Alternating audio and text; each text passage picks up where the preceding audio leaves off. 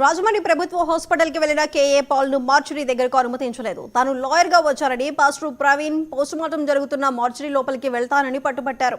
అయినా సరే పోలీసులు అనుమతించలేదు. కేఏ పాల్ రాకతో క్రైస్తవులు పెద్ద ఎత్తున నినాదాలు చేశారు.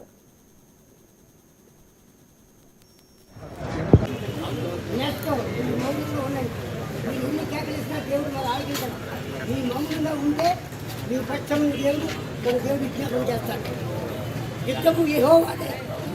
కరెక్ట్ కదా?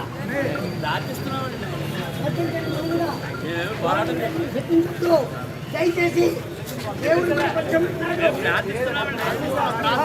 మనకి న్యాయం కలిగించాలి.